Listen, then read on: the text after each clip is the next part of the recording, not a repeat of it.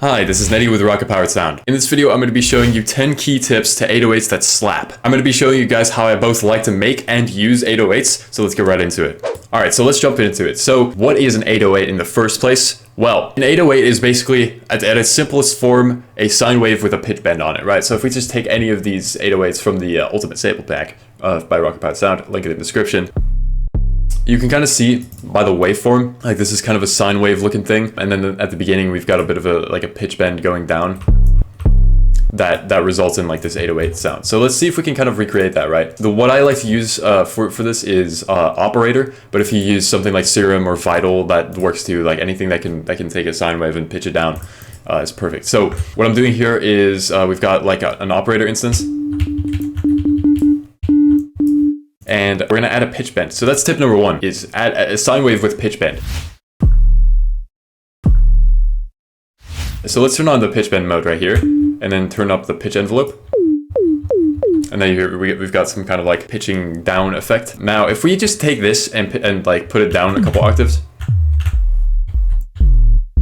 that's kind of an 808 already, right? We can kind of turn up the peak a little bit to make it like go like further. There you go, that's an 808, and we turn the decay down. Nice, right? That's an 808. There you go. Let's add that to our little drum roll. Let's put it on D. Just extend that all the way. And let's add some like just decay as well with using the volume knob right here. We can just automate that in. And then just do this. Perfect. That's an 808. We have an 808. So on to tip number two. So tip number two is to start playing with harmonics. So we have an 808, right, in its most basic form. What we can do is we can go to like this oscillator right here and click on the oscillator tab, and then when you like zoom into this, you can start editing like the harmonics. So this is gonna change like if you were to zoom in on this like 808, which we're gonna do just so I can demonstrate this point. If I render this to audio real quick. Right, you see the sine waves. Now, you can start, like, you also see the sine wave here. You can start tweaking this to make it, like, less sine wavy. Like, for example, like, if I do this, and we make it, like, this crazy waveform, you're gonna see reflect in the 808, right? So, what we can do is we can start, like, tweaking the harmonic content of the 808 to make it sound more interesting. So, what I like to do sometimes is, like, I'll just kind of add, like, one of these, like, just a little ramp. And that'll add like all these like interesting harmonics, and it'll make it sound like it's purring, you know what I mean?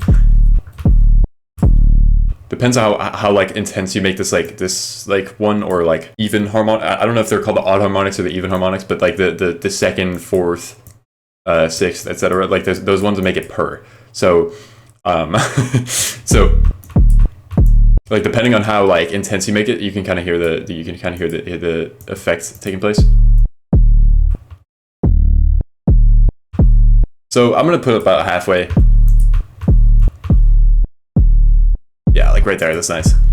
That sounds a lot more interesting than just like the sine wave that we had earlier, because we just have some like that little extra going on. So tip number three after that is to add some saturation. So we're gonna do that. We're gonna add a saturator and just like turn up the drive a bit, like. Yeah. That sounds cool. I like that. Yeah, we've got some like interesting harmonics going on. It's distorting in an interesting way. I'm liking that. And now we can just move right on to tip number four. And now we can just move on to tip number four, which is to add some like white noise. So we can do that with like erosion or redux. I like doing it with either. It's kind of interchangeable, to be honest. But this results in some like really gnarly 808s. So let's just like see what it sounds like when we just kind of like mix it in slowly. Right, sounds pretty cool. Especially if you turn down the saturator a bit, it'll sound a bit less intense. Because like what it's doing is like when you like turn it up that high, like the white noise has very little space to just exist and like play. So I can kind of like demonstrate this, like it only has space to exist like in these little like vertical points, whereas like if you were to turn it down all the way, you can kind of see like the Like it has way more space. You can kind of see the like rough like texture to it. It has like way more space to exist than compared to the absolute carnage that is if you turn it up all the way. So I like that more smooth sound. So let's go with that. Let's just turn up the saturation just like a little bit. And maybe we can kind of like mix this in a bit like this. Yeah, nice. That's good, and maybe we can just like add a little one of these just to keep it nice and clean. Okay, so on to tip number 5, which is to add some stereo. We can add some stereo, right? So one way that I like to add stereo is using spectral time. Now this is kind of like a wacky little plugin, and it's I don't even know what it does specifically, but if you turn on the spray a little bit, like not too much, like 10 milliseconds or something, and then turn up the stereo, it makes it stereo. So before and after, which is really cool. And like if you start just post-processing this, you get like a lot of like interesting like sounds, right? So let's just see what we can come up with. We could just add some like saturation and then like mid-side low cut to get like rid of the sub on the sides.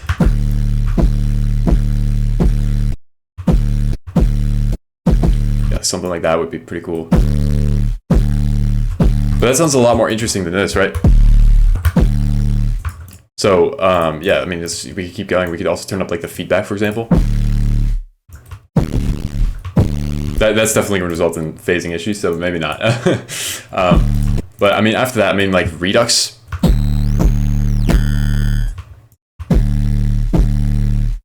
Yeah, why not? You know, turn up the jitter a bit. Ooh.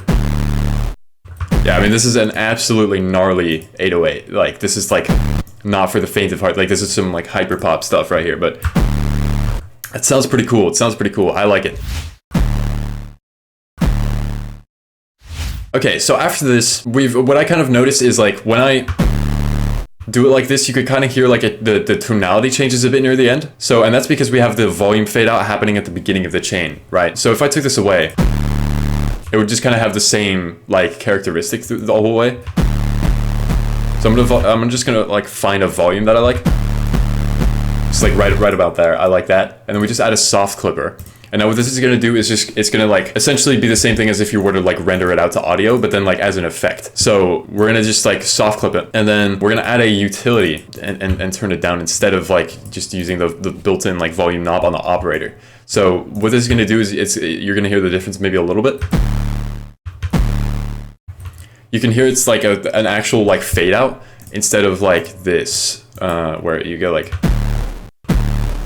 that. Instead of that, it's like, right. And so I think that in some cases that works a bit better. I don't like it that much in this specific instance, so we're not going to do it this time, but it does help to know that does exist, and that you're not like doomed to this like weird effects chain that like doesn't affect the sound in a way that you like. So yeah, we're going to turn this, we're going to, you know, put the 808 like volume fade thing back. Maybe a bit like this. Yeah, perfect. Okay, cool. And then on to tip number 7. One thing about like this kind of 808 is right now we have it just absolutely crazy, but we can just like tame it and add like a low cut or a low pass and then like make it sound kind of reasonable again.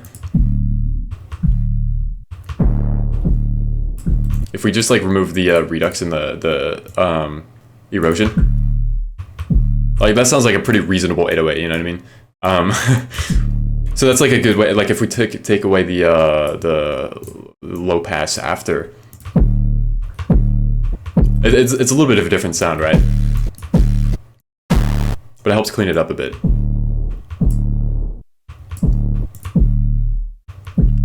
So yeah, I mean, just adding a little low pass can help you like come up with cool results if you have like too much going on the high end, and then you know low pass and you're like, oh, this has some cool tonality in the low end. You know, it helps. It's a cool little trick to do. And then lastly, we can start just like tweaking knobs with all the post processing that we have on it. So like right now we have like this whole like effects chain, right? We could just start like tweaking random stuff. Like we could go back into like the harmonics and then like, you know, like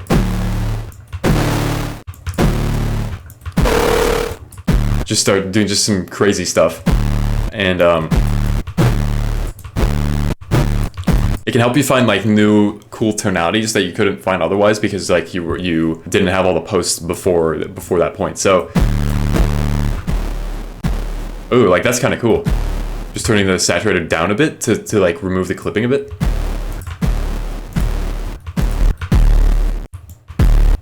Maybe remove the redux. Ooh, like, yeah, that's like a really clean 808. Ooh, yeah. Yeah, that sounds great. Boom. There's like a good 808 right there. Now I think the low end could probably be boosted a bit. So let's see if we can do that. Yeah, so just something like that. Nothing too crazy. That's a nice 808 right there. I like it. That sounds great. Now to actually like use the 808, right?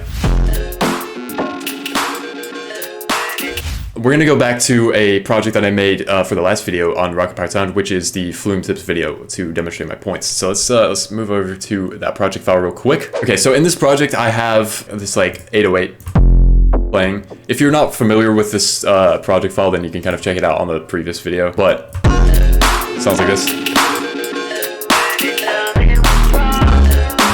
right? Now, the way I used this 808 is I just like clipped it straight into the song. So if we turn this down a bit, you can hear that it'll sound a bit more lame.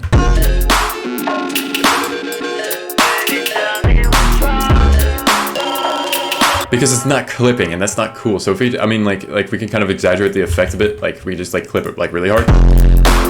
Okay, that's a bit much. Usually, like when you want to clip it really hard, it works better if the 808 is like really short. So we can kind of shorten it a bit and see what that sounds like instead.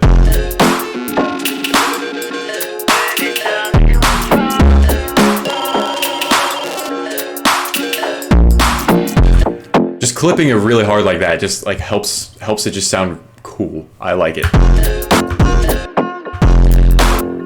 Now we had it at like -6, I think. Something like that. Now another thing you could do is you can like OTT it or like fat rack it. That's what I would do, is like fat rack it, but we're gonna use the OTT because I think most people have OTT. So let's just like turn up the time all the way and the output all the way.